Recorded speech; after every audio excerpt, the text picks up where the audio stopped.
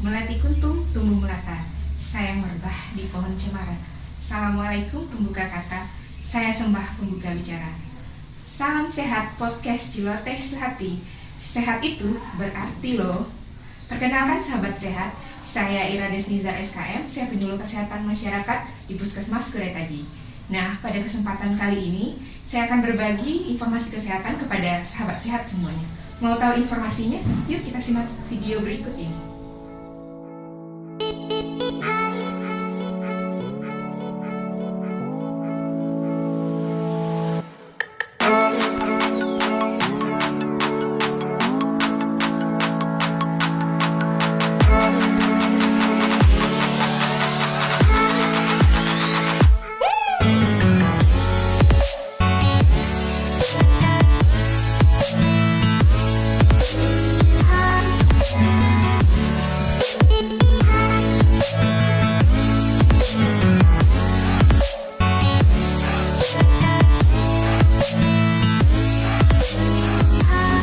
Sehat. Sebelum kita bahas lebih lanjut mengenai vaksinasi, yuk kita bahas dulu COVID-19 dan cara penularannya. Mengenal virus COVID-19. COVID-19 merupakan penyakit yang disebabkan oleh infeksi novel coronavirus. Penyakit ini pertama kali muncul di Wuhan, Cina pada Desember 2019 dan menyebar ke seluruh dunia hingga saat ini. COVID-19 adalah virus yang tergolong dalam famili coronavirus dengan nama spesies SARS-CoV-2. Epidemiologi kasus COVID-19. Total kasus COVID-19 per 29 Juni 2021. Untuk total kasus global, yaitu mencapai 180 juta kasus positif dengan kasus meninggal dunia sebanyak 3,93 juta jiwa.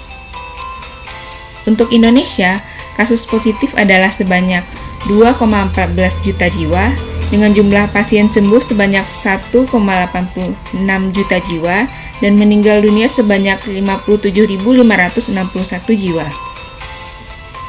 Sahabat sehat, kita lihat dari perkembangan kasus positif COVID dari Mei 2020 sampai dengan Mei 2021. Kasus terkonfirmasi positif paling tinggi ada di bulan Mei 2021 dengan jumlah kasus terkonfirmasi lebih dari 20.000 jiwa per hari. Kita lihat dari pantauan kasus COVID-19 Provinsi Sumbar pada Selasa 29 Juni 2021. Kasus terkonfirmasi positif COVID adalah sebanyak 50.734 kasus positif, dengan rincian kasus aktif sebanyak 2.864 jiwa atau 5,65%. Yang dirawat sebanyak 1,19%, isolasi mandiri sebanyak 4,07%, isolasi kabupaten kota sebanyak 0,38%. Dari kasus tersebut, jumlah meninggal dunia mencapai 1.180 jiwa atau 2,33%. Sedangkan total yang sembuh adalah sebanyak 46.696 jiwa atau 92,03%.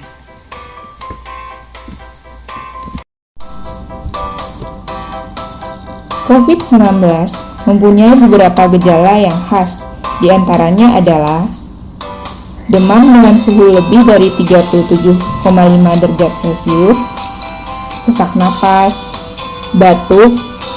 Gejala lain yang menyertai seperti hilangnya indera pengecapan dan penciuman, sakit tenggorokan, pilek, merasa lelah, nyeri otot, dan diare. Atau bisa jadi penderita terinfeksi COVID-19 tanpa menunjukkan gejala apapun. Sahabat sehat, berikut adalah cara penularan COVID-19. Droplet atau cairan orang yang terinfeksi virus COVID-19 dapat keluar saat berbicara, batuk, bersin, atau menghela napas. Virus COVID-19 yang ada pada droplet penderita dapat berpindah dengan kontak langsung antar manusia, terlebih saat seseorang tidak menggunakan masker saat kontak dengan penderita, sehingga virus akan lebih cepat masuk ke dalam tubuh dan menginfeksi paru-paru. Selain itu, droplet tersebut juga dapat mengkontaminasi benda di sekitar penderita, sehingga apabila seseorang memegang benda yang terkena cairan atau droplet penderita, dan saat yang bersamaan orang tersebut memegang mata, hidung, ataupun mulut, maka virus tersebut akan masuk ke dalam tubuh dan menginfeksi paru-paru, meskipun orang tersebut tidak langsung kontak dengan penderita positif COVID-19. Nah, sahabat sehat, lalu bagaimana sih upaya yang kita lakukan agar kita terhindar dari COVID-19? Yang pertama, kita harus rajin cuci tangan pakai sabun di air mengalir ataupun memakai hand sanitizer. Yang kedua, gunakan masker saat keluar rumah, minimal masker kain 3 lapis. Ketiga, jaga jarak saat berada di kerumunan, minimal 1-2 meter. Keempat, menghindari kerumunan. Yang kelima, batasi mobilitas seperlunya atau keluar rumah hanya untuk keperluan mendesak. Keenam, melakukan vaksinasi COVID-19 di puskesmas ataupun fasilitas kesehatan terdekat. Sahabat sehat, saat kita sakit, kita membutuhkan obat untuk segera sembuh. Namun, saat dunia sakit, dunia membutuhkan vaksinasi untuk segera sembuh. Vaksinasi penting dalam upaya pencegahan penyakit menular.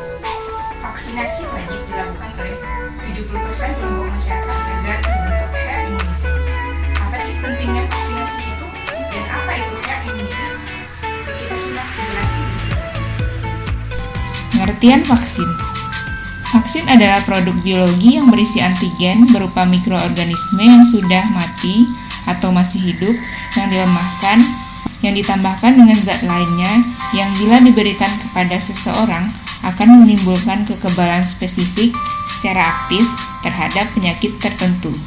Sedangkan vaksinasi adalah vaksin diberikan dalam rangka menimbulkan atau meningkatkan kekebalan seseorang secara aktif terhadap suatu penyakit, sehingga apabila suatu saat terpajan dengan penyakit tersebut, tidak akan sakit atau hanya akan mengalami sakit ringan dan tidak menjadi sumber penularan. Kemudian apa sih herd immunity? Herd immunity adalah kekebalan kelompok yang besar, misalnya 70%, sehingga sebagian kecil 30% yang belum mempunyai kekebalan juga terlindungi. Herd immunity dapat dicapai melalui herd immunity alami dan herd immunity buatan melalui vaksinasi. Herd immunity COVID-19 dicapai dengan vaksinasi COVID-19. Menurut perhitungan, untuk mencapai herd immunity, perlu dilakukan vaksinasi COVID-19 pada 70% kelompok sasaran. Upaya 5M tetap harus dijalankan. Sahabat sehat, bagaimana sih cara kerja vaksin? Kapan vaksin pertama kali dibuat? Apakah vaksin itu obat? Apakah vaksin itu aman? Yuk sama-sama kita simak informasi berikut ini. Vaksin akan merangsang pembentukan kekebalan terhadap penyakit tertentu pada tubuh seseorang. Tubuh akan mengingat virus atau bakteri pembawa penyakit, mengenali dan tahu cara melawannya. Setelah 3 fase uji klinik, masih ada tahapan lain sebelum vaksin dapat didistribusikan kepada masyarakat. Jadi, setelah berbagai uji coba, baru vaksin dapat didistribusikan. Jadi, sahabat sehat, tidak perlu ragu dan cemas apakah vaksin yang digunakan halal, aman, karena vaksin yang didistribusikan telah melalui serangkaian masa percobaan. Lalu sahabat sehat mungkin banyak bertanya, apakah vaksin COVID adalah obat? Sahabat sehat, vaksin bukanlah obat. Vaksin mendorong pembentukan kekebalan spesifik pada penyakit agar terhindar dari tertular ataupun kemungkinan sakit berat. Jadi, kalaupun setelah kita divaksin kita tertular COVID-19, maka efek yang ditimbulkan tidak akan begitu berat. Berbeda dengan orang yang belum mendapatkan vaksin. Vaksin COVID-19 dan penerapan 5M merupakan upaya yang sangat penting dalam penanggulangan pandemi COVID-19. Kelompok yang tidak layak divaksinasi. Pertama, kelompok penyakit kronis yang belum terkendali. Kedua, penyakit autoimun.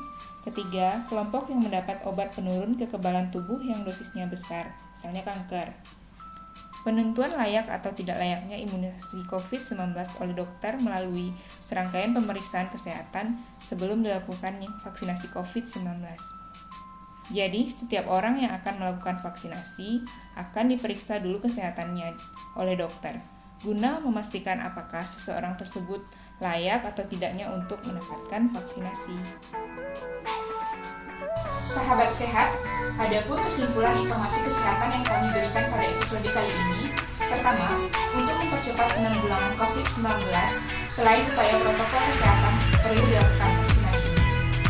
Untuk memutus mata rantai penularan penyakit, 70% kelompok sasaran harus mendapatkan vaksinasi. Vaksin diberikan kepada orang sehat ataupun orang yang penyakitnya dalam keadaan terkendali.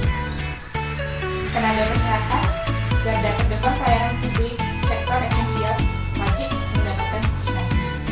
Oke sahabat sehat, demikianlah informasi kesehatan yang dapat kami sampaikan pada episode kali ini. Ke laut memancing ikan, perginya bersama kawan. Sekian informasi kesehatan yang kami berikan. Terima kasih telah mendengarkan. Jangan lupa like, comment, and subscribe. Terima kasih, salam sehat.